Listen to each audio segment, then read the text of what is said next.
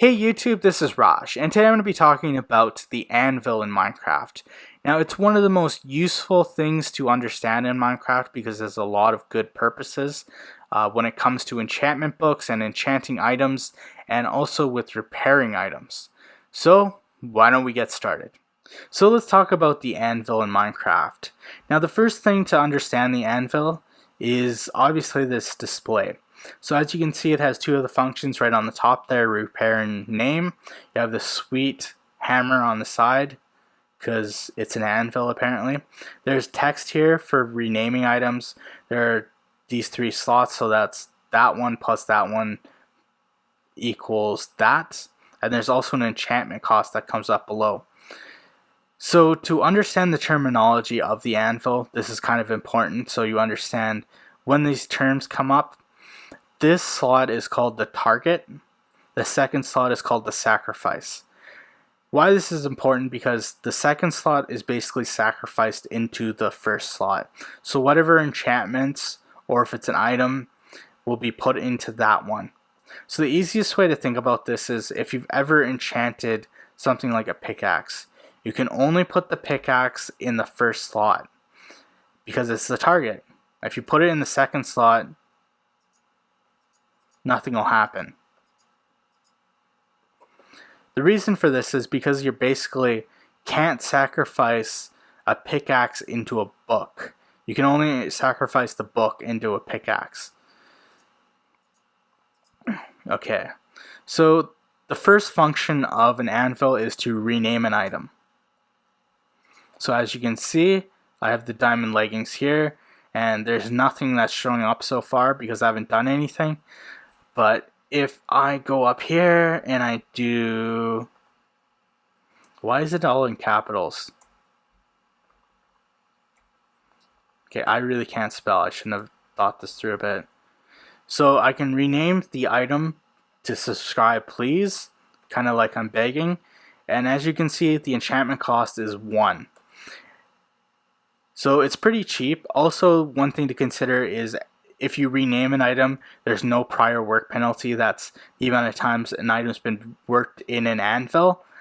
But if the item's already been reworked, so let's say it has a penalty of 2, if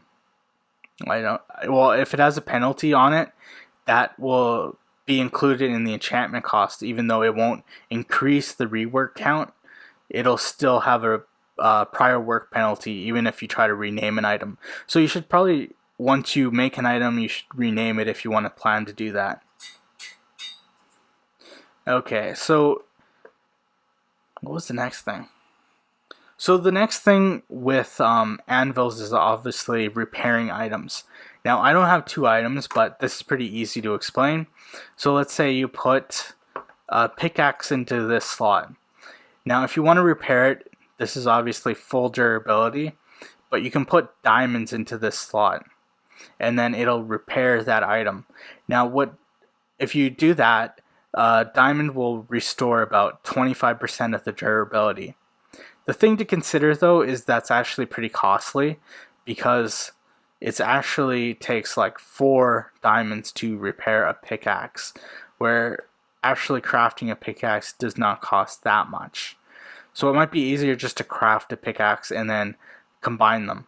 And that's the next way that you can repair an item with the anvil, is you can put the item in here and you can put another anvil that's in there, or not anvil. So you can put the item in there and then you can put another item in there. And if they're both diminished, what it does is it combines the durability of the 2 items, adds a 12% bonus, and then up to the item's actual maximum durability, and then you get an item that has an increased durability. Now, if there's enchantments on this item, it will increase the cost of it, and also you have to be aware of the prior work penalty, because when you combine items to repair it, it'll take into account the prior work penalty, and it will take the prior work penalty of the item that's higher and put that on the end result. So just be careful about that. And enchantment costs. Enchantment costs are obviously you have to be very careful about that so you don't end up spending a lot of enchantment levels on just repairing items. Okay, and then the third function of the anvil is to enchant items. So we have our pants here, the subscribe please, and then you can put unbreaking in it. Now obviously neither of these have been worked before, so there's no prior work penalty. The enchantment cost of putting one unbreaking on something is only 1. Okay, so that's pretty straightforward. And then if you want to put on protection also with unbreaking, now this has already been worked before, so there's 1 rework on the count, and then this is only cost 1 for the enchantment. So it's an enchantment cost of 2, so you get unbreaking 1 and protection 1 on subscribe please leggings. That was the anvil in Minecraft. I hope that was helpful for you guys. One thing that I should also add to this is the grindstone.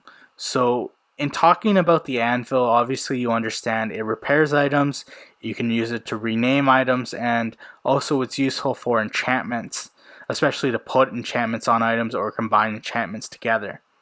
Now, pretty much the cousin or the opposite of the anvil is the grindstone.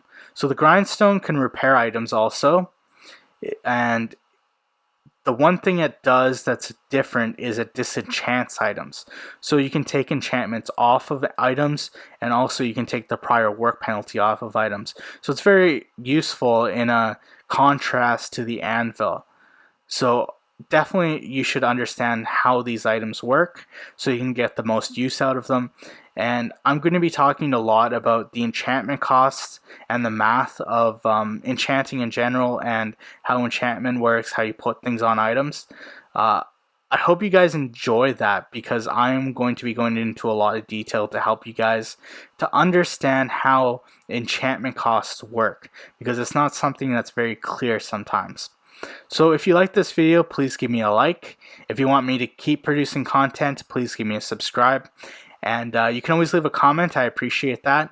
And stay classy, YouTube. This is Raj.